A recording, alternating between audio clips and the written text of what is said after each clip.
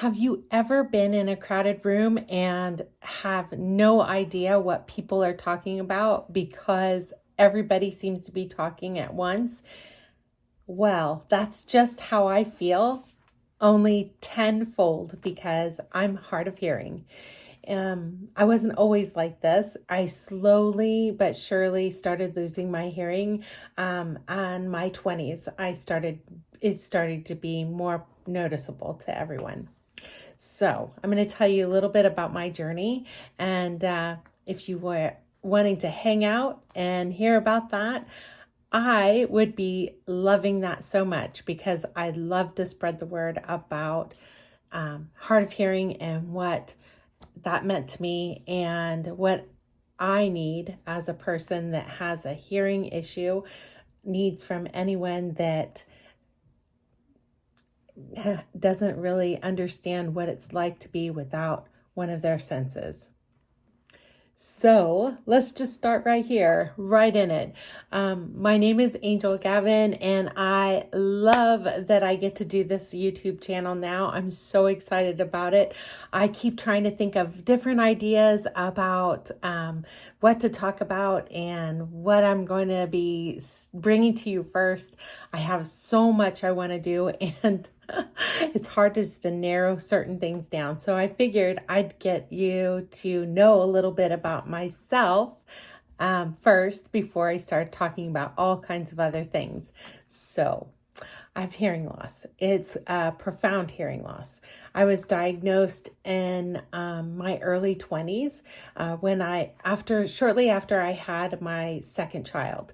And I had no idea how bad my hearing loss was. I knew it was not great because in certain circumstances, it was hard to hear certain things. And I needed to, especially being a mother, I wanted to hear all that I needed to hear to keep my baby safe. At that time in my life, I was in daycare. I was one of the lead teachers in a daycare facility, and that profession required me to be able to hear every single thing to keep children that I took care of safe. Otherwise, back in those days, I'm not sure that I knew if I wouldn't be able to do a job legally, being able to do that job, because there's people that are deaf that can do anything. And I know now that as a hard of hearing person, I can do anything I want to do. I just need to have certain things in place in order for me to be able to be perform as well as somebody that has their full hearing. And sometimes that makes me a better candidate for things because I'm more sensitive on certain things. So I would be more alert. That's not just to put a division in things. It's just, that's a fact of my life. So let's get right into this. I keep saying that, but I think that I'm just kind of like tiptoeing around the subject because sometimes when you're talking about something, especially something that means so much to you or has been such a pivotal moment in your life, it's hard just to put it in words and be able to say it without it evoking so much emotion. So I try to stay very positive about things, but not everything is positive about my hearing loss. One of which is not knowing whether my hearing would be leaving me today or in 20 years from now, which was my diagnosis when I was in my early 20s.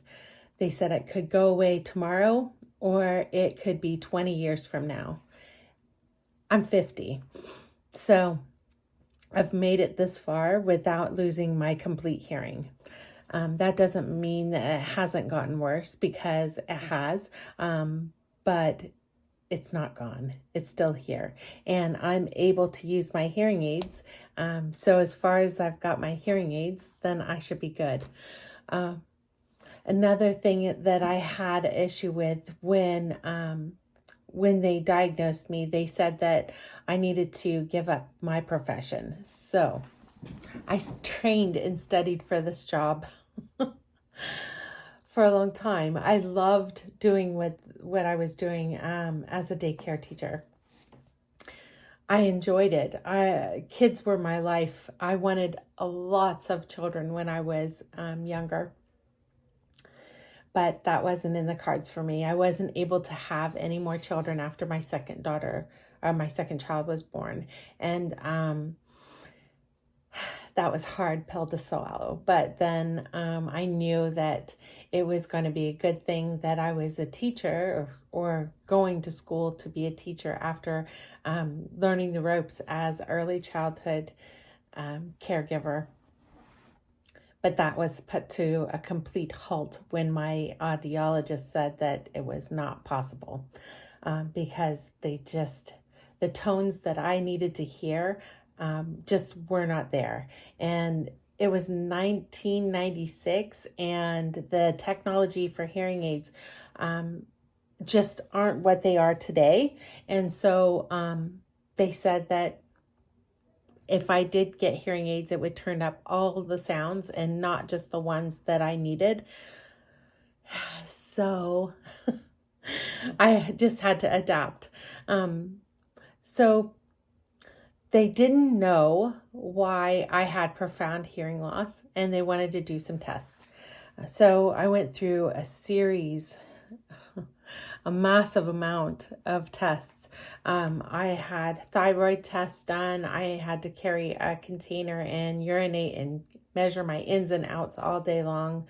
I had probes stuck on my eyes so that they could, with flashing in my head in a thing so that they can check the lights and the things in my eyes, all kinds of different things. It was really freaky. They put a camera through my nose to look into my ear canals, to see if there were any obstructions and things like that, and they couldn't find anything. The last thing that they said was that they could do exploratory surgery, but they wouldn't promise that was going to fix anything. So I have a 7-year-old son at that point and a newborn daughter, and going completely deaf because of an exploratory surgery that may or may not solve the problem was absolutely not an option to me, not one that I was ready to take at that time. So that leads us to about 15 years ago. I